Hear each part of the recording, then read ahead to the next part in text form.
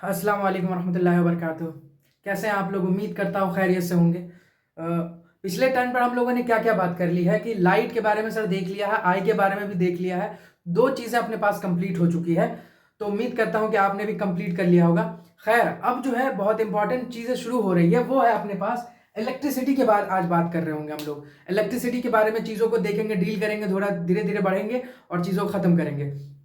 खैर, सबसे इंपॉर्टेंट चीज़ ये है आज कि जो इलेक्ट्रिसिटी आज पढ़ने जा रहे हैं, तो आप खुद ये सोचिए कि आप इलेक्ट्रिसिटी के बिना आप अपने आप को इमेजिन नहीं कर सकते हैं। इतना ज़्यादा फ़ायदेमंद हो चुका है हम लोग के। आप मुझे देख पा रहे हैं, जो अभी जो देख पा रहे हैं, बिकॉज़ ऑफ द इलेक्ट्रिसिटी, कि यहाँ पर बल्ब लगे हुए हैं, मैं आप तक पहुँच पा रहा हूँ, ये सब इलेक्ट्रिसिटी के कारण है। खैर, जैसे कि आपके पास जो कोई एप्लियंस है, चाहे कोई भी आपके पास इंस्ट्रूमेंट है, उसको जो आप चार्ज कर पा रहे हैं, इलेक्ट्रिसिटी के बनिस्बत चार्ज कर पा रहे हैं। तो आज हम लोग इलेक्ट्रिसिटी में क्या क्या देखने वाले हैं उसको देख लेते हैं। तो सर, सबसे पहले आज हम लोग जो है इलेक्ट्रिक करंट को बात कर रहे होंगे, इलेक्ट्रिक करंट पर बात कर रहे होंगे। ठीक है, ये जो इलेक्ट्रिसिटी पैदा हो पा रही है ना, तो ये इलेक्ट्रिक करंट की वजह से, और इलेक्ट्रिक करंट कैसे आ रहा है उसको भी देखेंगे। फिर हम लोग देखेंगे पोटेंशियल डिफरेंस को, देखेंगे पोटेंशियल डिफरेंस को।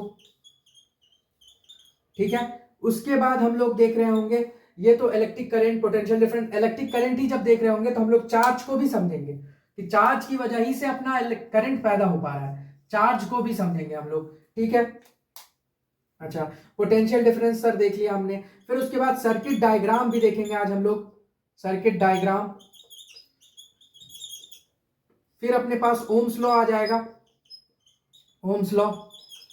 फिर उसके बाद बहुत दिनों के बाद न्यूटन से छुटकारा मिला अब, तो ओम्स लॉ आ जाएगा। फिर उसके बाद अपने पास सर्किट डायग्राम हो गया, ओम्स लॉ हो गए।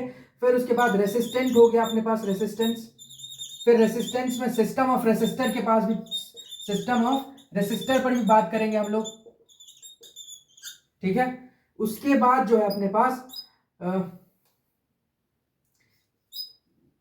लॉ ऑफ हीटिंग जो है, हीटिंग इफेक्ट को देखेंगे हम लोग, हीटिंग इफेक्ट को। ठीक है, फिर हम लोग जो है आखिरी में इलेक्ट्रिक पावर को देख रहे होंगे, है ना, इलेक्ट्रिक पावर को। तो यही ओवरऑल चीजें आज हम लोग को ये डिस्कस करनी है। खैर, इस चीजों को देख लीजिए आप, उसके बाद हम शुरू करते हैं चीजों को, फिर उसके बाद अपन आगे बढ़ते जाएंगे धीरे धीरे। तो सबसे पहले अब हम लोग क्या शुरू कर ले रहे हैं, तो आज हम सबसे पहले जो है चार्ज के बारे में देख रहे होंगे, है ना, चार्ज के बारे में, चार्ज के बारे में। तो चार्ज है क्या? तो ये जो है कैरेक्टरिस्टिक ऑफ अ मैटर है, characteristic of a matter, characteristic of a matter by which, by mean of which कोई भी एक मैटर जो है इलेक्ट्रिक फोर्स एक्सपीरियंस कर पाता है। ठीक है, वो चाहे वो अब वो फोर्स जो है उस पे इलेक्ट्रॉन के फॉर्म में आ जाए या फिर प्रोटॉन के फॉर्म में आ जाए। पॉजिटिव हो सकता है, मतलब नेगेटिव हो सकता है, मतलब जनरली ज्यादा लोड नहीं लेना है। मैं यही कहना चाह रहा हूं कि चार्ज का क्या मतलब है, कि चार्ज एक ऐसी ऐसी प्रॉपर्टीज है मैटर की जिसकी वजह से किसी मैटर पर इलेक्ट्रिक फोर्स जनरेट होता है। और वही चीजें आगे जाके पता लग पाएगी कि जब चार्ज का फ्लो हो पा रहा है, चाहे वो, अब वो भी बात डिफाइन होगी कि किसके चार्ज की फ्लो की वजह से इलेक्ट्रिक करंट पैदा हो पा रहा है, जो करंट प्रोड्यूस होगा। तो इसी को डिस्कस कर पा रहे हैं हम लोग कि characteristic of matter by means of which matter experiences a force, matter experiences electric force, experiences electric force either negative या पॉजिटिव। नेगेटिव हो सकता है या फिर पॉजिटिव हो सकता है, पॉजिटिव फॉर्म में हो सकता है। तो सर नेगेटिव होगा तो वो इलेक्ट्रॉन के फॉर्म में होगा, अपना इलेक्ट्रॉन पे पावर नेगेटिव ही होता है ना।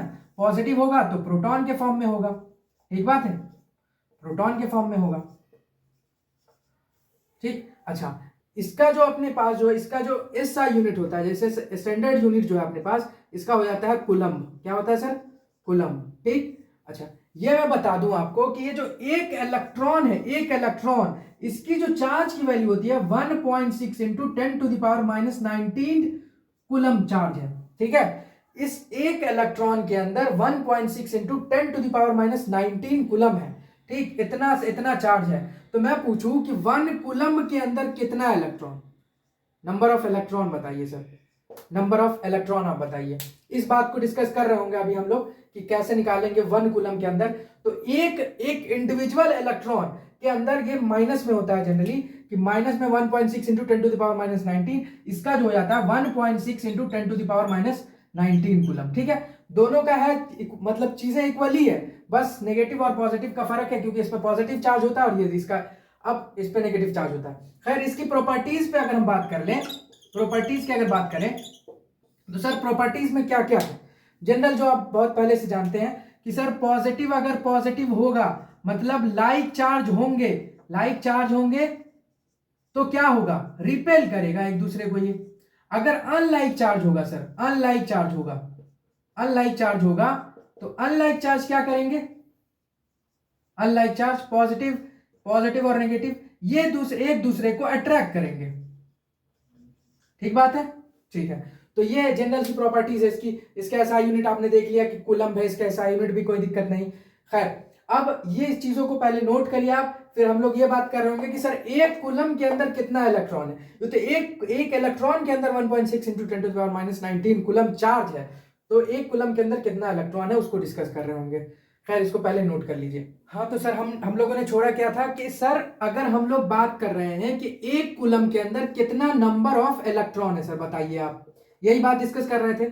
खैर तो मैं आपके पास ये रिलेशन लिख रहा हूं कि Q का जो है, Q मतलब चार्ज, Q से चार्ज को डिनोट करते हैं। ठीक है, किसको डिनोट कर रहे हैं, चार्ज को डिनोट करते हैं Q से। तो Q इज इक्वल्स टू होता है N इंटू E।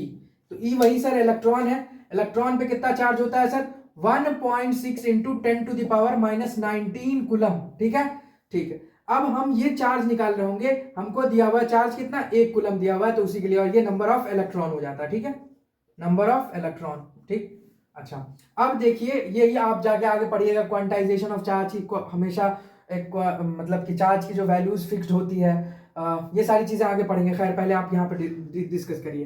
ठीक है, तो चलिए अब देखिए हम इसी चीज को निकालते हैं। अब यहाँ पर क्या दिया हुआ है, Q बराबर अपने पास 1 है, दैट इज N हमको नहीं पता है सर, N निकालना है, और इलेक्ट्रॉन की वैल्यू पता होती है 1.6 into 10 to the power minus 19। ठीक, अब N बराबर क्या हो जाएगा sir 1 by 1.6 into 10 to the power minus 19।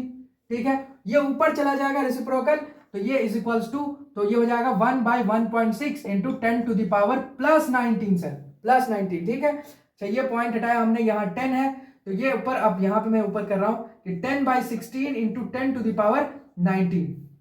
काटिए सर, ये पॉइंट 100 हो गया, 16 6 जा, ठीक है, सो ठीक है। उसके बाद 2 के करीबन, ठीक, 10 टू द पावर माइनस 19। अब इस पॉइंट को इधर बढ़ाइए थोड़ा, एक और बढ़ा लीजिए, 6 point into 10 to the power 18। ये इतना इलेक्ट्रॉन होता है सर एक कूलम चार्ज के अंदर, एक कूलम चार्ज के अंदर इतना इलेक्ट्रॉन होता है। बात समझ रहे हैं, ये बात क्लियर होती है। तो ये कई बार ये सवाल पूछते हैं, तो इसको मैं इसीलिए मैंने किया है इसको, तो आप देख लीजिए इसको बेहतर तरीके से। फिर उसके बाद हम लोग जो है आगे इलेक्ट्रिक करंट पे बात करें। पहले इसको क्या है, अब अपना आगे क्या है, तो आगे सर हम लोग इलेक्ट्रिक करंट पे बात कर रहे हैं। ठीक है, इलेक्ट्रिक करंट पर, तो इलेक्ट्रिक करंट पर जो है हम लोगों ने क्या देखना है कि सर इलेक्ट्रिक करंट जो है ना, the flow of, directional flow of charge, the directional flow of charge, the directional flow of electric charge. ठीक है, electric charge is called as, the directional flow of electric charge is called as electric current। ठीक है, electric current. ठीक बात है sir. अच्छा, ये बात आपको समझ में आ रही है कि जो डायरेक्शनल फ्लो है इलेक्ट्रिक चार्ज का, उसी को हम करंट क्या देते हैं। अब किस चार्ज का सर, चार्ज भी तो हम दो तरह से देखे हैं, एक पॉजिटिव और एक नेगेटिव। तो मैं आपको यहाँ पे साफ तौर पे बता देना चाहता हूं कि फ्लो ऑफ चार्ज जो लेते हैं हम लोग आज इलेक्ट्रॉन की वजह से लेते हैं, मगर जब इलेक्ट्रिसिटी की डिस्कवरी हुई थी तो उस टाइम जो है इलेक्ट्रॉन की डिस्कवरी नहीं हुई थी। जब तक इलेक्ट्रिसिटी की डिस्कवरी हुई थी तो उस टाइम इलेक्ट्रॉन की डिस्कवरी नहीं हुई थी। तो कन्वेंशनली आज हम लोग लेते हैं कि फ्लो ऑफ क्या बोलते हैं कि इलेक्ट्रॉन की जिधर फ्लो है उसके अपोजिट में इलेक्ट्रिक करंट लेते हैं, तो कन्वेंशनली लेते हैं अभी। उस टाइम तक इलेक्ट्रॉन की डिस्कवरी नहीं हुई थी जब इलेक्ट्रिसिटी की डिस्कवरी हो गई थी। तो इस बात को समझना है कि the flow of positive charge, आप कह लीजिए the flow of positive charge in the direction of in directions of the current, that's why it is called, मतलब कि हम क्या कहना चाह रहे हैं, ये आप क्लियर करिए थोड़ा सा, कि ये पॉजिटिव चार्ज है, ठीक है, पॉजिटिव चार्ज है। अच्छा, ये नेगेटिव चार्ज है। तो सर ये जो डायरेक्शनल फ्लो की बात कर रहे हैं आप, directional flow of electric charge, तो किसके डायरेक्शन में? तो पॉजिटिव के डायरेक्शन में है, तो वही इलेक्ट्रिक करंट उधर ही के डायरेक्शन में होता है। मान लीजिए कि पॉजिटिव का डायरेक्शन इधर है, तो इलेक्ट्रिक करंट भी इसी डायरेक्शन में जा रहा होगा। अगर नेगेटिव का डायरेक्शन इधर है, तो करंट जो है इधर आ रहा होगा। आप बात क्लियर करते हैं, कन्वेंशन से आज हम लेते हैं इस बात को। तो मैं ये बताना चाह रहा हूं आपको सीधे सीधे लफ्जों में, कि जो अभी हम लोग सर्किट देख रहे होंगे ना, तो सर्किट में देख रहे होंगे कि जब पॉजिटिव चार्ज है कोई, तो पॉजिटिव चार्ज की वजह से अलग इलेक्ट्रॉन जिस डायरेक्शन में है उसी डायरेक्शन में करंट भी है। मगर जब इलेक्ट्रॉन की वजह से जिस डायरेक्शन में जा रहा है, उसके अपोजिट डायरेक्शन में करंट आ पा रहा है, ठीक है। तो क्योंकि इलेक्ट्रॉन की हम बात इसलिए कर रहे हैं बार बार, क्योंकि जो कंडक्टर में आएगा तो इलेक्ट्रॉन्स होंगे, इलेक्ट्रॉन के मूवमेंट की वजह ही से जो हमारे पास जो है इलेक्ट्रिक करंट प्रोड्यूस होगा, और उसके अपोजिट डायरेक्शन में, दैट्स द रीजन, ठीक है। अच्छा, खैर इसको तो देख लिया हमने। अब मैं यहीं पर बात कर लेना चाह रहा हूं कि जो इसका ऐसा यूनिट होता है वो होता है एम्पियर। ये साइंटिस्ट के नाम पर दिया गया है एम्पियर, ये इसको ए से रिप्रेजेंट करते हैं, ठीक है। बाकी इसको क्या लिख सकते हैं, रेट ऑफ फ्लो है ना, rate of flow of charge per unit area in particular area, क्या फिर से सॉरी, हम इलेक्ट्रिक करंट को लिख क्या सकते हैं, कि इलेक्ट्रिक करंट को लिख सकते हैं अपन I बराबर Q by T, rate of flow of charge, rate of flow of charge है पर unit time, that is the current, ठीक है। अच्छा, खैर अब क्या Q का क्या होता है हमारे पास, ऐसा यूनिट, वो होता है सर कूलम। फिर उसके बाद T का क्या होता है सर ऐसा यूनिट, तो होता है सेकेंड। तो एक एम्पियर का क्या मतलब है सर, एक करंट का जो है, एक एम्पियर का क्या मतलब है कि एक कूलम पर सेकेंड जो है किसी पर्टिकुलर एरिया से पास हो रहा है, एक कूलम चार्ज इन 1 सेकेंड, ठीक है, सॉरी, ठीक बात है, ये बात क्लियर होती है आपको। तो ये थी ओवरऑल मतलब अपने करंट की बातें। अभी हम करंट पे एक और बात कर लेंगे थोड़ी सी, उसके बाद आगे देखते हैं, फिर पोटेंशियल डिफरेंस शुरू करते हैं। खैर पहले इसको नोट करिए। हाँ, तो मैं ओवरऑल बात ये कह रहा था ये कि एक एम्पियर का क्या मतलब समझ रहे हैं आप, एक एम्पियर का मतलब क्या समझ रहे हैं आप? 1 एम्पियर का मतलब है सर कि 1 कूलम चार्ज जो है फ्लो हो रहा है पर सेकेंड, ठीक है, यही होता है एक एम्पियर का चार्ज का मतलब। मैं ओवरऑल बात बताऊं कि क्या क्या बातें हुई, कि देखिए इलेक्ट्रिक करंट जो है, इलेक्ट्रिक करंट, तो इलेक्ट्रिक करंट जब इलेक्ट्रिसिटी की जो डिस्कवरी हुई थी, तो उस टाइम जो है इलेक्ट्रॉन की डिस्कवरी नहीं हुई थी।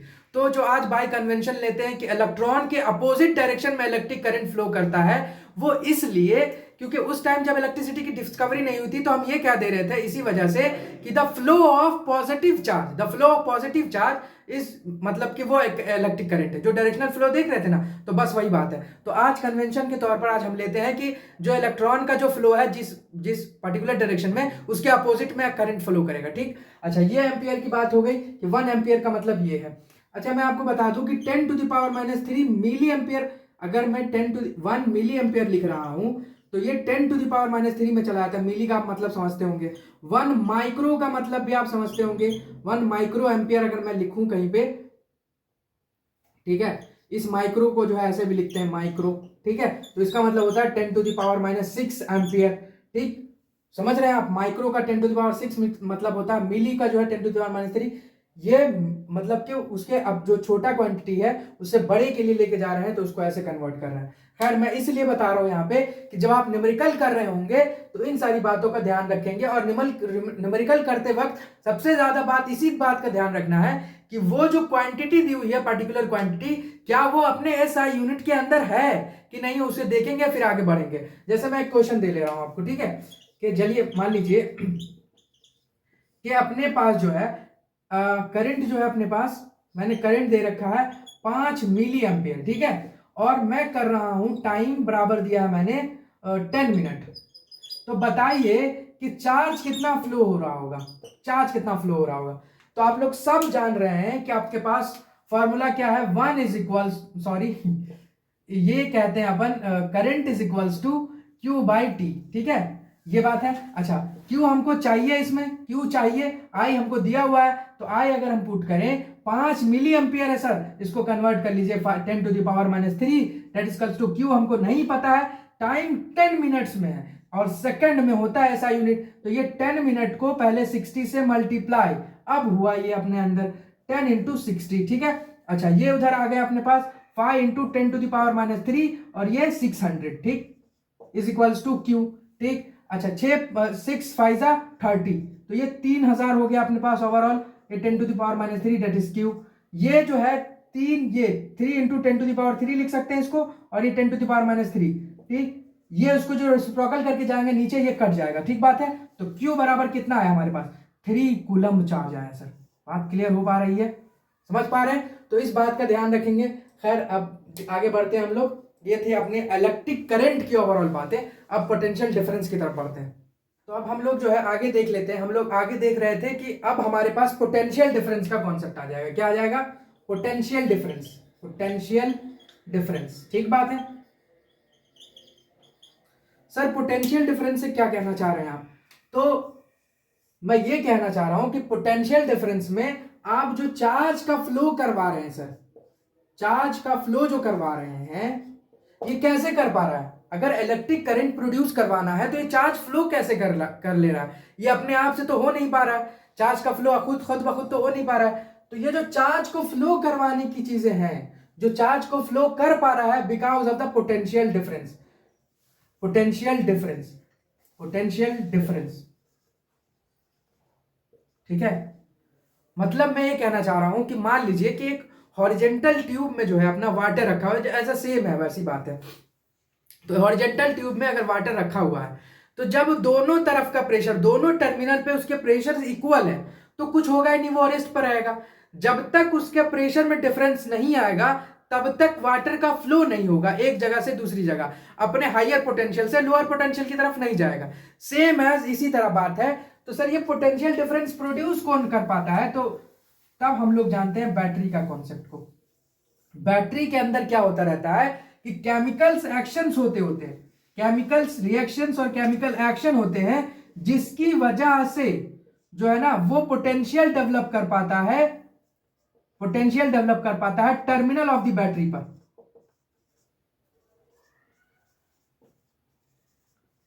जैसे कि ये मान लीजिए, अभी हम लोग आगे पढ़ेंगे इस चीजों को, ये अपना सेल है, ठीक है, ये अपने पास बैटरी है।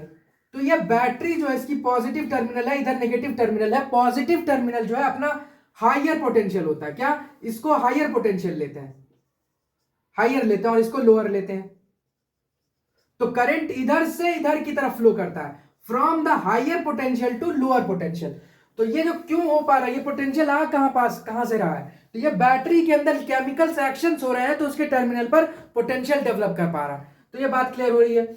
अच्छा, तो ये अब चार्ज को किसने फॉलो करवाया, पोटेंशियल डिफरेंस की वजह से चार्ज फ्लो हुआ और अपने पास इलेक्ट्रिक करंट फ्लो हो गया। खैर, अब ये पोटेंशियल डिफरेंस का क्या मतलब क्या हो रहा है, तो वो देखिएगा कि the work done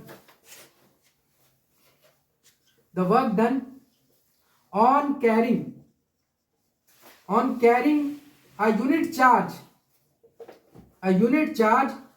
from one point to another,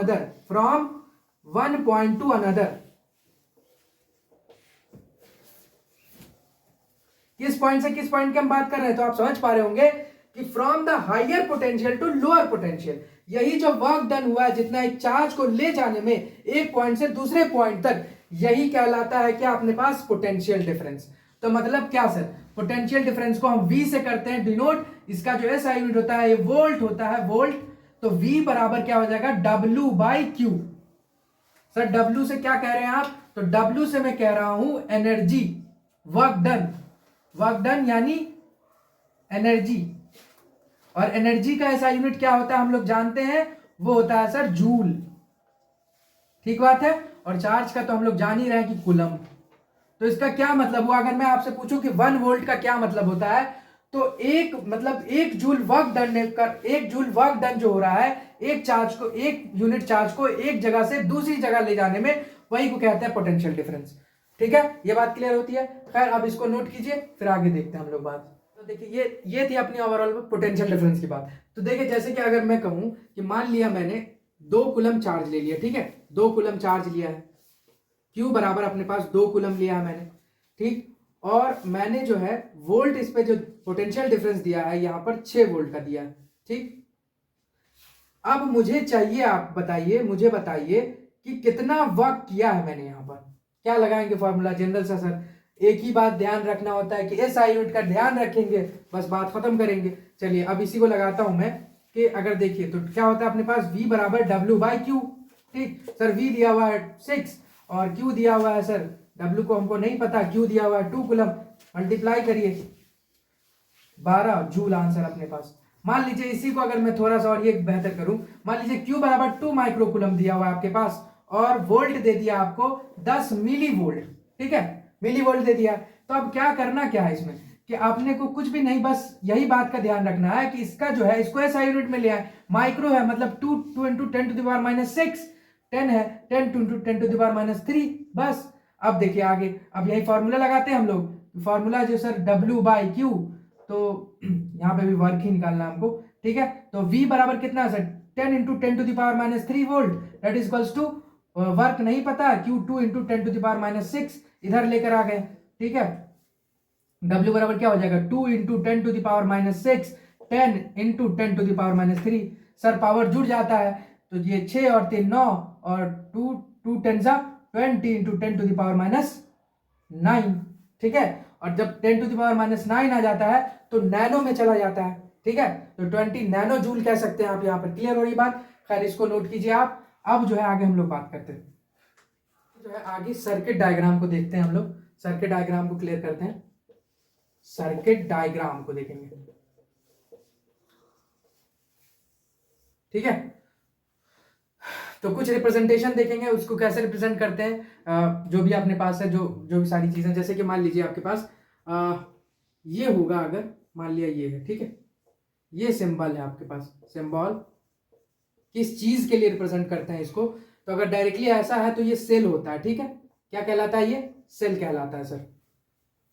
तो अगर ये डायरेक्टली ऐसा अपने पास तो सेल कहलाया, अगर अपने पास ये हो गया तो ये कहलाया बैटरी, ये कहलाया बैटरी, ठीक है। अच्छा, ये नेगेटिव ये पॉजिटिव, ठीक बात है। अगर मैं और आगे बढ़ूं तो ये, अगर ये ऐसे हो जाता है, ये बल्ब हो जाता है अपना, क्या, बल्ब, ठीक है, ठीक। ये जो हो जाता है अपने पास, ये हो जाता है रेसिस्टेंस, ठीक है।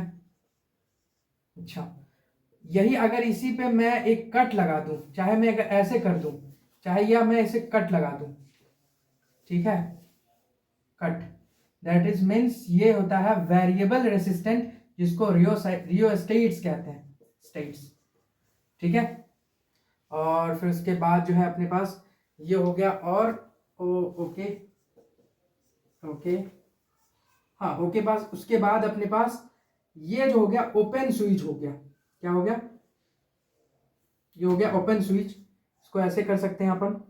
उसके बाद ये अपने पास हो गया एक क्लोज स्विच, अगर ऐसे है, ठीक है, ओपन स्विच, ओपन स्विच, ये हो गया अपने पास क्लोज स्विच, ठीक है। अच्छा, इसको ऐसे भी कर सकते हैं अपन, ये क्लोज स्विच, ठीक है। तो ये ओवरऑल लगभग ये सारी चीजें, यही आपके पास सिंबल होते हैं और यही इसका रिप्रेजेंटेशन होता है। तो इसके बाद अब आगे हम लोग एक सर्किट ड्रॉ करते हैं और थोड़ा और चीजों को समझते हैं। अच्छा, एक और बात कि वोल्ट मीटर के बारे में आपने सुना होगा कि सर वोल्ट मीटर जो है वो पोटेंशियल डिफरेंस को मेजर करता है, किसको, पोटेंशियल डिफरेंस को। इसको ऐसे ऐसे कर रहे होते हैं, एक नेगेटिव एक तरफ पॉजिटिव, इसको ऐसे रिप्रेजेंट कर रहे होते हैं। अगर आपने एम मीटर के बारे में सुना है, एम मीटर क्या है सर अपना, ये करंट मेजर करता है, क्या क्या करता है, करंट मेजर, ठीक है। इसको कैसे रिप्रेजेंट करते हैं, ए, ठीक है, ये नेगेटिव ये पॉजिटिव, ठीक है। अच्छा, ये अब देखिए मैं एक सर्किट ड्रॉ करता हूं और उसमें थोड़ी सी चीज और क्लियर करता हूं, पहले से आप नोट कीजिए। अब देखिए, अब मैं एक सर्किट ड्रॉ करता हूं, उसमें थोड़ी सी और चीजों को क्लियर करते हैं, ठीक है। तो मान लीजिए ये मैं सर्किट ड्रॉ कर रहा हूं, ये अपने पास मैंने यहां पर बल्ब लगा दिया, ठीक है सर। ये मैं यहां पर अगर रेसिस्टेंस लगा दूं, ठीक है, उसके बाद मैं यहाँ पर आ गया और मैंने यहाँ पर एमीटर लगा दिया, ठीक है। उसके बाद मैं इधर आ जा रहा हूँ और मैंने यहाँ पर बैटरी लगा दी, क्या, बैटरी लगा दी, ठीक है।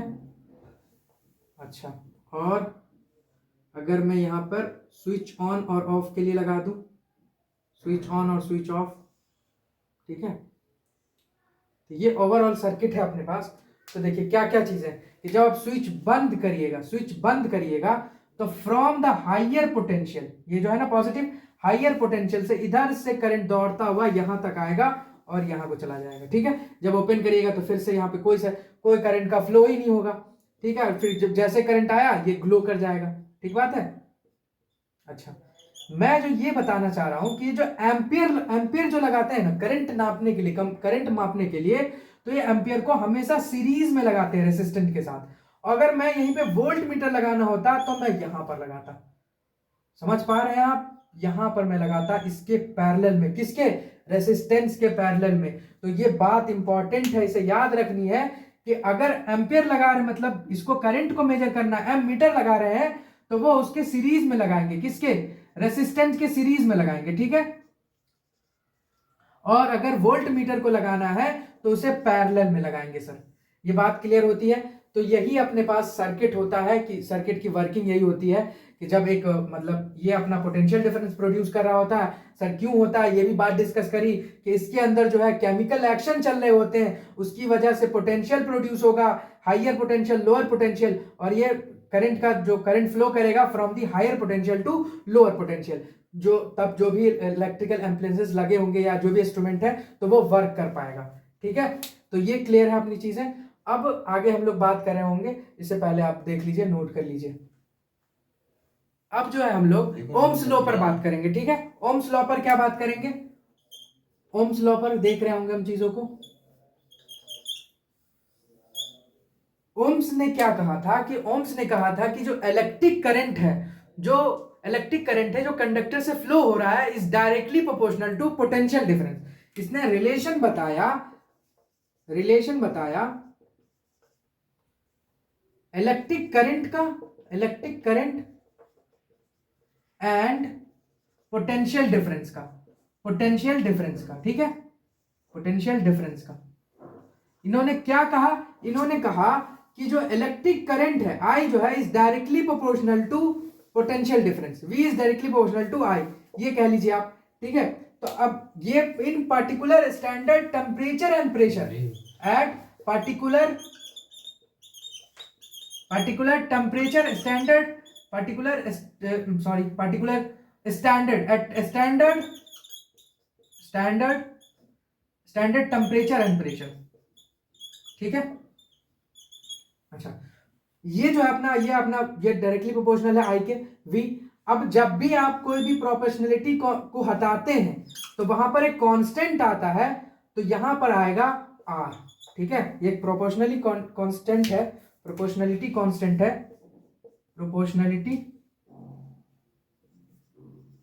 कांस्टेंट है ये। यहां पर इसको प्रोपोर्शन को हटाया हमने, डायरेक्टली प्रोपोर्शनल को हटाया है, दैट्स वाई यहां पर ये आया है। तो ये अपना ओवरऑल एक रिलेशन निकला अपने पास पोटेंशियल डिफरेंस, करंट और रेसिस्टेंस में। पोटेंशियल डिफरेंस,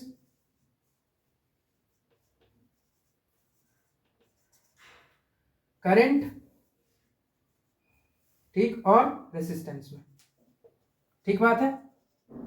अच्छा, ये तो अपना एक रिलेशन निकल गया। अब मैं इसी को आगे प्रोसीड करूं तो देखिए कि अगर क्या मैं ऐसे भी लिख सकता हूं, I बराबर, ये I को यहीं पे रखा मैंने, ये R को यहां नीचे ले आया, ठीक है। या फिर उसको ऐसा जस्ट अपोजिट कर लीजिए, R is equals to V by I। मैं यहां पर बताने की कोशिश ये कर रहा हूं, ये जो है R का रिलेशन देखिए, R का रिलेशन I के साथ, R is inversely proportional to I। तो यहीं पर कॉन्सेप्ट आता है रियोस्टेट्स का, जो अपना वेरिएबल रेसिस्टेंट था ना सर, कि रेसिस्टेंस कब वेरिएबल हो पा रहा है, तो रेसिस्टेंट तब वेरिएबल हो पा रहा है जब करंट चेंज होगा। मान लिया करंट बढ़ा रहे हैं तो रेसिस्टेंस क्या होगा, घट जाएगा। अगर करंट डिक्रीज कर रहे हैं तो रेसिस्टेंट बढ़ जाएगा, ठीक है। अच्छा, यही का अगर मैं ग्राफ बनाऊं, अगर V और I के रिलेशन में, अगर ये V है अपना, ठीक है, और ये I है, तो क्या कहा उन्होंने कि डायरेक्टली प्रोपोर्शनल है, मतलब अगर हम v को बढ़ाएंगे सर i भी बढ़ेगा, दोनों साथ में स्ट्रेट लाइन कर्व बनता है इसका। ठीक बात है, स्ट्रेट लाइन बनता है। और स्लोप तो आपने सुना ही होगा कि स्लोप क्या होता है, स्लोप, तो इसका जो स्लोप है सर, जो आपने मैथ्स में पढ़ा होगा, slope mx y equals to, वो वाला रिलेशन है ना, y equals to mx plus c, तो उसी पर से हम स्लोप इसका डिफाइन करते हैं r से, है ना। ये जो है इसका स्लोप हो जाता है r, और इसमें कोई कांस्टेंट है नहीं, कोई इंटरसेप्ट है ही नहीं, तो c की बात ही नहीं होती है। तो y पे जो है v है अपना, और यही r जो है इसका स्लोप हो जाता है। तो जब भी कभी ऐसा दिया हो कि इसका वैल्यू दे रखी हो और इसकी वैल्यू दे रखी हो, यहाँ पर पर्टिकुलर कोऑर्डिनेट दे रखा हो, दो जगह का कोऑर्डिनेट दे रखा हो, तो स्लोप निकाल देंगे आप। स्लोप याद है ना कि स्लोप कैसे निकालते थे कि y2 minus y1 by x2 minus x1, ये वाली चीज है। खैर, इसको आगे प्रोसीड करेंगे, नोट करिए। अब हम लोग आगे रेसिस्टेंस पर बात कर रहे होंगे, ठीक है। रेसिस्टेंस को देख लेते हैं अब हम लोग, रेसिस्टेंस को। तो अभी हमने जस्ट अभी फॉर्मूला एक अपने पास ड्राइव किया है कि V is equals to I R है अपने पास, ठीक है। देखा था हमने यहां से कि R is inversely proportional to I था, कि I बढ़ा रहे थे R घट रहा था, I को डिक्रीज कर रहे थे R बढ़ रहा था, तो वहीं पर से वेरिएबल रेसिस्टेंस का कॉन्सेप्ट आया था, ठीक है। अच्छा, ये तो अपने पास इसका फॉर्मूला है जनरल।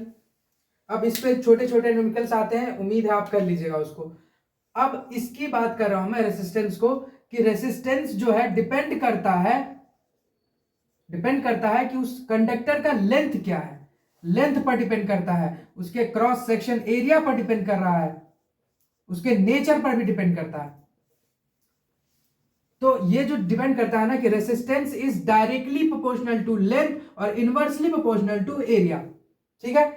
यहां पर से भी प्रोपोर्शनल को जब हटाएंगे तो यहां पर रेजिस्टिविटी आएगी, R is equals to rho into L by A, rho. तो यही रेजिस्टिविटी हो जाती है सर, यही रेजिस्टिविटी हो जाती है। अच्छा, इसकी जो मैं अगर यूनिट की बात करूं रेसिस्टेंस की, तो ऐसा यूनिट्स की बात करूं तो इसे ओम में लेते हैं, ठीक है, उस साइंटिस्ट के नाम पर ही ऐसे लिखते हैं ओम, ठीक है। अच्छा, फिर उसके बाद अगर इसको ऐसे डिनोट करना है तो ऐसे कुछ डिनोट करते हैं, ओम, ठीक। अगर रेजिस्टिविटी की बात करें तो इसका ओम मीटर हो जाता है, क्या, ओम मीटर। ये सर ना किसी लेंथ पर, ना किसी क्रॉस सेक्शन एरिया पर, किसी बात पर डिपेंड नहीं करता है, ये नेचर ऑफ दी सब्सटेंस पर डिपेंड करता है, नेचर ऑफ दी जो कंडक्टर है उसके नेचर पर डिपेंड कर रहा है। चाहे वो क्यूबाइट के फॉर्म में है, चाहे वो स्फेरिकल के फॉर्म में, उससे कोई लेना देना नहीं है, उसको मतलब है तो सिर्फ और सिर्फ उसके नेचर पर, ठीक है। ये बात क्लियर होती है। अच्छा, अगर रेसिस्टेंस, ये तो जनरल बातें थी रेसिस्टेंस की, और इस पर भी जो है आपको अच्छे खासे मतलब कि न्यूमेरिकल्स देखने को मिल जाते हैं। जस्ट लाइक अगर हम एक एग्जांपल ले ले, पहले इसको नोट कीजिए। हाँ, तो मैं बात क्या कर रहे थे हम लोग रेसिस्टेंस पे। तो जनरल पहले रेसिस्टेंस का मतलब ये समझिए आप कि अगर किसी भी, अगर मान लीजिए हमको किसी कोई इंस्ट्रूमेंट को चलाना है, तो अगर उसमें मैं ज्यादा इनपुट आ रहा है, पावर का ज्यादा करंट आ पा रहा है, तो उसको कम करना है, करंट को रेसिस्ट करना है, तो उसके लिए रेसिस्टेंस लगाते हैं। और उसको मेजर करने की जो एबिलिटी है, जो मेजर कर पाते हैं हम, तो वही उसकी रेसिस्टिविटी हो जाती है, जो प्रॉपर्टी है मेजर करने की। तो कितना दूर तक रेसिस्टिविटी क्या है, कि कितना एक्सटेंड तक हम किसी करंट को रेसिस्ट कर पाते हैं। रेसिस्टिविटी क्या है, प्रॉपर्टी है। रेसिस्टिविटी जो है क्या है, प्रॉपर्टी है कि व्हाट एक्सटेंड तक हम करंट को रेजिस्ट कर पा रहे हैं, करंट को रेजिस्ट कर पा रहे हैं, ठीक है। यही होती है रेजिस्टिविटी। अच्छा, आप ये बात जान रहे हैं कि रेजिस्टिविटी जो है एलवाई की ज्यादा होती है कंपेरेटिव टू कंडक्टर का। इसी वजह से कंडक्टर के बहुत सारी एलवाई की बहुत सारी चीजें बन रही है। जैसे टंगस्टन है, तो टंगस्टन से क्या बनता है, बल्ब के अंदर जो फिलामेंट है, क्योंकि ये रेसिस्ट करने की इसकी एबिलिटी काफी ज्यादा है कि ये जल्दी जल नहीं पाएगा, मतलब जल्दी खराब नहीं होगा। तो ये यही बात यहाँ पे क्लियर होती है कि इसी वजह से ये पूछते हैं ना कि क्यों, मतलब कि अलवाई से क्यों बने होते हैं ऐसे, जो जैसे कि अपने पास जो फिलामेंट से क्यों अलवाई से बने होते हैं, तो दैट इज द रीजन कि उसकी रेजिस्टिविटी काफी ज्यादा होती है कंडक्टर के कंपैरिजन में से, तो इसी वजह से वो ज्यादा टेम्परेचर झेल पाएगा, ठीक है। तो ये बात क्लियर करते हैं आप। चलिए, अब ये थी ओवरऑल बातें हम लोग जहां पर मतलब रेजिस्टेंस और रेजिस्टिविटी की। अब जो रेजिस्टेंस है उसके हम सिस्टम्स को देख रहे होंगे, जो अपने पास पैरेलल और सीरीज का सिस्टम है। फिर आगे बात हम लोग जो है रेसिस्टेंस के सिस्टम पर बात कर लेते हैं, ठीक है। रेसिस्टर का जो सिस्टम बनाते हैं हम लोग तो दो तरह से अपने पास होता है, एक या तो सीरीज में कनेक्ट करते हैं हम लोग, सीरीज में, फिर ठीक है, या फिर उसके बाद अपन पैरेलल में कनेक्ट कर सकते हैं, ठीक है, पैरेलल में कनेक्ट कर सकते हैं, ठीक। सीरीज का क्या मतलब होता है कि सर सीरीज में मान लीजिए ये एक रेसिस्टेंस लगाया मैंने, ये दूसरा रेसिस्टेंस लगाया, ये इंड टू इंड पॉइंट इसका कनेक्ट कर रहा हूं मैं, इसका एंड पॉइंट इसका एंड पॉइंट कनेक्ट किया। अगर मैं पैरेलल की बात करूं तो मान लिया कि एक रेसिस्टेंस यहां है, तो इसके पैरेलल में जो ये रेसिस्टेंस आया कि जो इसका जो पॉइंट होगा ये दोनों का कॉमन पॉइंट पे, दोनों तरफ, दोनों एक दूसरे से जो कॉमन इंड पॉइंट है वो एक पॉइंट पर ही मिल रहे होंगे, एक जगह पर, ठीक बात है। ये इंड टू इंड कनेक्टेड है, तो ये पैरेलल का कुछ हो जाता है अपनी चीजें। अच्छा, यहां पर जो है करंट सेम होता है, यहां पर से जितना करंट जाएगा यहां पर भी उतना ही करंट आ पाएगा, करंट सेम होता है, पोटेंशियल डिफरेंस जो है वो अलग अलग होते हैं, डिफरेंट हो जाता है, ठीक है। इसमें अपना V1 है, इसमें अपना V2 है। इसको किसी सर्किट से कनेक्ट करेंगे, ये बात आप ध्यान रखेंगे कि किसी सर्किट बैटरी से कनेक्ट करेंगे तो ही बता पा रहा हूं मैं, ठीक है। अच्छा, यहां पर जो रेसिस्टेंस है इसका R1 और इसका ये R2, तो ये जो R इक्विवेलेंट हो जाता है ये R1 प्लस R2 हो जाता है, ठीक है। तो ये ओवरऑल जब भी देखेंगे नेट रेसिस्टेंस जो होगा हमेशा हमेशा बढ़ जाएगा, जितना भी जो चीजें हैं नेट रेसिस्टेंस जो है इंक्रीज कर देगा सिस्टम का ओवरऑल जब सिस्टम की हम बात कर रहे होंगे तब। अच्छा, इसमें जो देखेंगे हम लोग तो ये R1 ये R2, तो इसमें जो पोटेंशियल डिफरेंस जो यहाँ पे जो बैटरी कनेक्ट किया हमने, ठीक, तो इसमें जो पोटेंशियल डिफरेंस जाएगा यहाँ पर यहाँ और यहाँ पर दोनों में VV जाएगा, मतलब सर पोटेंशियल डिफरेंस सेम रहेगा, यहाँ पर करंट डिफरेंट हो जाएगा, ठीक है, ये डिफरेंट हो जाएगा। अच्छा, रेसिस्टेंस क्या हो जाएगा सर, तो R इक्विवेलेंट हो जाएगा यहाँ पर इनवर्स में, R equivalent is equals to 1/R1 plus 1/R2। तो इसी तरह जितना भी सिस्टम होगा अब उसी को आगे आगे लगाते रहिए आप, तो नेट जब भी निकलेगा इफेक्टिव निकलेगा तो सबसे कम वाले से कम निकलेगा। आप बात समझ पा रहे हैं कि ओवरऑल रिड्यूस कर देगा उस सर्किट पर रेसिस्टेंस को। अच्छा, अब एक और बात की वहीं पर एनसीईआरटी में लिखा हुआ है कि सीरीज की क्या डिसएडवांटेज है, पैरेलल के बनिस्बत सीरीज का क्या डिसएडवांटेज है कि अगर मान लीजिए कि मैं कोई सर्किट बना रहा हूं, ठीक है, सर्किट बना रहा हूं, तो अगर मैं इसमें दो इंस्ट्रूमेंट को एक साथ लगाना चाह रहा हूं, ठीक है, मान लिया बल्ब है और हीटर है, दोनों को मैं चलाना चाहता हूं, तो ये अगर मैं सीरीज में कनेक्ट करूंगा तो क्या होगा कि नहीं हो पाएगा, क्योंकि हर दोनों अप्लायंस का अपना अपना एक रिक्वायरमेंट अलग अलग है कि उसको इतना रेसिस्टेंस चाहिए होगा, उसको इतना करंट चाहिए, तो दोनों का रिक्वायरमेंट अलग अलग है, तो ये एडजस्ट नहीं कर पाएगा, तो ये एक वन ऑफ द डिसएडवांटेज होता है। एक और बात कि अगर मान लीजिए कि सीरीज में अगर एक भी खराब हुआ, अगर एक भी रेसिस्टेंस खराब हो गया तो ये पूरा सिस्टम, ये पूरा सर्किट खराब हो जाएगा। अगर मान लीजिए इसमें ये खराब भी हो गया, जस्ट एन एग्जांपल लीजिए कि मान लीजिए ये खराब हो गया, ठीक है, ये खराब हो गया, तो यहां पर से तब भी ये इस रेसिस्टेंस के बलबूते कंप्लीट कर लेगा सर्किट। बात समझ रहे हैं आप? तो ये ओवरऑल मोटे मोटे बातें थी उसके मतलब उसके अकॉर्डिंग। अब इसी में जो अच्छे अच्छे मतलब सर्किट्स बना लिए जाते हैं और आर इक्विवेलेंस पूछ लिया जाता है, और समटाइम्स आर इक्विवेलेंस के आर में ही समटाइम्स जो आर इक्विवेलेंट निकाल के हमको कभी कभी करंट भी पूछ लिया जाता है, कभी पोटेंशियल डिफरेंस पूछ लिया जाता है। इसी के इर्द गिर्द सारी चीजें घूमती होती है, ठीक है। तो ये था अपना overall resistance of the system पे बात की हमने। अब heating effect of the current देख लेते हैं, ठीक है, इसे नोट कर लीजिए। हाँ, जो अब जो हमारा अब लास्ट टॉपिक देख लेते हैं अपने लोग कि heating of effect of the current पे बात करेंगे। Heating effect of the current पर, इफेक्ट ऑफ द करंट, मैं इसके प्रोसीजर को आपको वर्बली समझाने की कोशिश करता हूं, फिर मैथमेटिकल एप्लीकेशन जो है इसका कर लेंगे। तो सबसे पहली बात कि जो बैटरी होता है किसके लिए होता है, कि बैटरी जो है प्रोड्यूस करता है पोटेंशियल डिफरेंस प्रोड्यूस करता है। कैसे? तो उसके अंदर केमिकल एक्शन हो रहा है, जाके पोटेंशियल प्रोड्यूस किया, एक पे हायर एक पे लोअर, वो गया, वो क्या हुआ, उसकी वजह से चार्ज का फ्लो हुआ, इलेक्ट्रॉन का फ्लो हुआ, उसके इलेक्ट्रॉन के मोशन की वजह से करंट का मोशन हुआ। और ये मोशन को बरकरार रखने के लिए, यानी इलेक्ट्रॉन मतलब इलेक्ट्रिक करंट को बरकरार रखने के लिए हमको क्या करना पड़ेगा, कॉन्टिन्यूअसली जो है आपको एनर्जी का प्रोडक्शन देना पड़ेगा। तो क्या होगा कि कुछ जो एनर्जी प्रोड्यूस होगा बैटरी की वजह से, तो कुछ यूजफुल वर्क्स में कन्वर्ट हो जाएंगे, कुछ उसे यूजफुल वर्क हो जाएगा, और जो कुछ पार्ट एनर्जी का बच जाएगा उसकी वजह से जो है जो भी गैजेट है वो उसका टेम्परेचर रेज हो जाएगा, वो गर्म हो जाएगा। तो यही जो ओवरऑल जो चीजें मैंने बताई है यही होता है heating effect of the current. ठीक है, अब इसका जो मैथमेटिकल एक्सप्रेशन है वो इंपॉर्टेंट है, उस बात को आप समझिए, अब चीजें क्लियर हो जाएंगी। तो देखिए सबसे पहली बात हमने क्या क्या देखा समझिए, एक तरह से हम लोग रिवाइज कर रहे हैं। तो V is equals to W by Q, ठीक है, ये किया था हमने, ठीक बात है। अच्छा, अब हम लोग ये भी जानते हैं कि पावर बराबर क्या होता है, डब्ल्यू बाई टी। डब्ल्यू यानी कि ये एनर्जी ही की बात कर रहे हैं, तो डब्ल्यू बाई टी, तो एनर्जी बराबर क्या हो जाता है, एनर्जी बराबर हम लोग हीटिंग को भी एक तरह की एनर्जी ही कहते हैं, तो H बराबर जो है इसी से हम ला रहे हैं, H बराबर P इंटू टी भी लिख सकते हैं, ठीक बात है। अच्छा, एक और बात यहां पर आपको क्लियर कर दूं मैं कि जो पावर जो होता है ना, पावर ये W बाई क्यू है, और एक और जो अपना फॉर्मूला था I बराबर Q बाई टी था। तो इस दोनों से, from this and from this, इस दोनों से पावर का एक और फॉर्मूला VI भी आता है, ठीक है।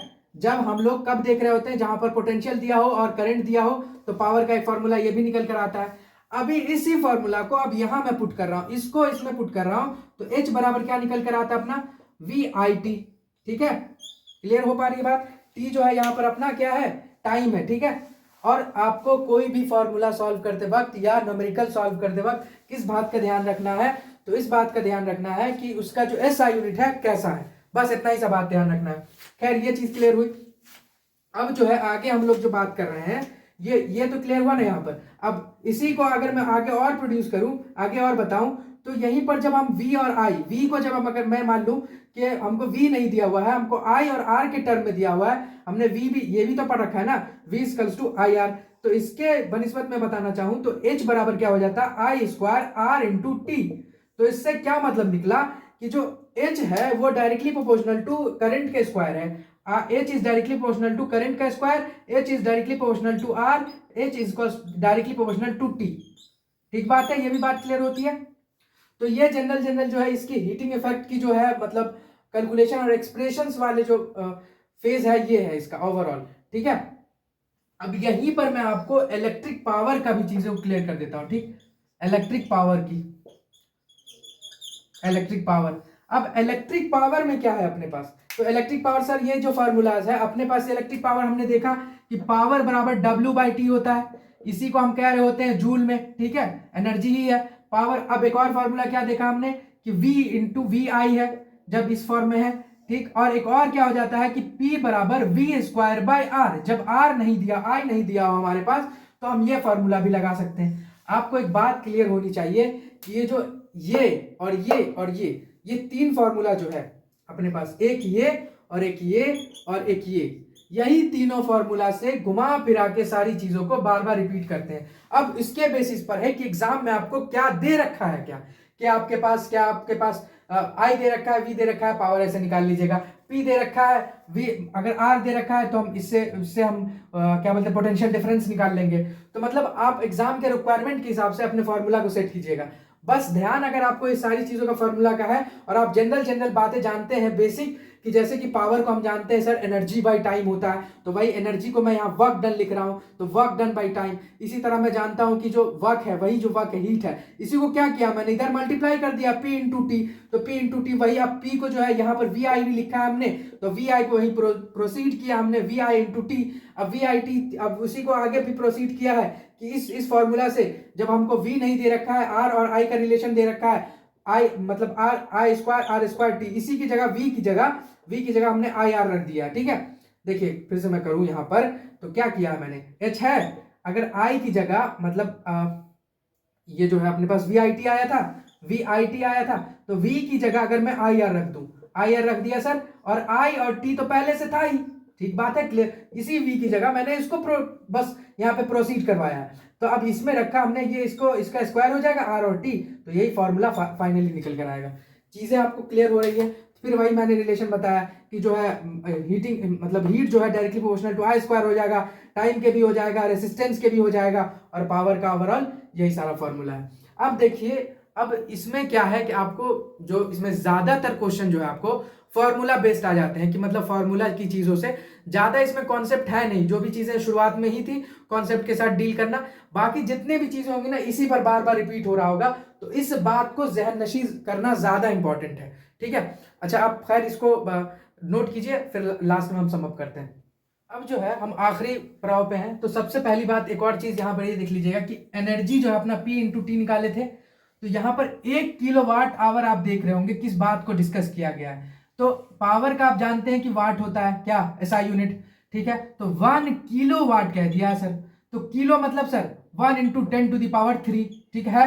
अच्छा, 1 किलोवाट, और ये आवर में है, टाइम है टी आवर, यही फॉर्मूला को प्रोसीड किया गया है, एनर्जी का आ जाता है यहाँ पर।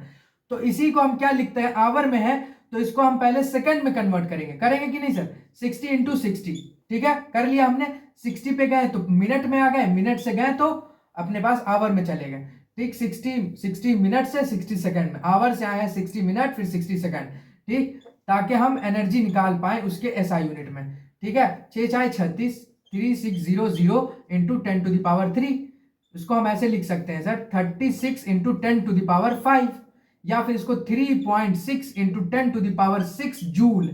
तो ये इंपॉर्टेंट ये चीज होती है, इसको याद रखना इंपॉर्टेंट होता है, तो बस मैंने इसलिए बता दिया।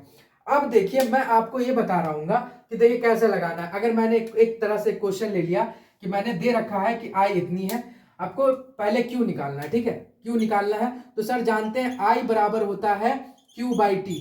टाइम दे रखा है सर 10 सेकेंड, और ये अपने पास 5 एम्पियर, सब ऐसा यूनिट में है। आई की जगह 5 पुट किया, क्यू जो है अपने पास नहीं पता है, टाइम कितना है 10, क्यू बराबर हो जाएगा 50 कूलम्ब, ठीक है। पहली बात क्लियर होती है। दूसरा, आप सर हमको क्या बोलते हैं, रेसिस्टेंस दे रखा है, हमको वी पूछा है, तो वी बराबर क्या होता है सर, आई आर, ये पहली बात हो गई। दूसरी बात की सर वी पूछा है, आई आर हम फॉर्मूला लगाते हैं, आई कितना है हमको, आई 5 दिया हुआ है सर, आर रेसिस्टेंस कितना दिया हुआ है हमको 2 दिया हुआ है सर, वी आ गया अपने पास 5 2 सर 10 वोल्ट सर, वोल्ट, ठीक है। सबको एसआई यूनिट में हम बात करेंगे सारे को।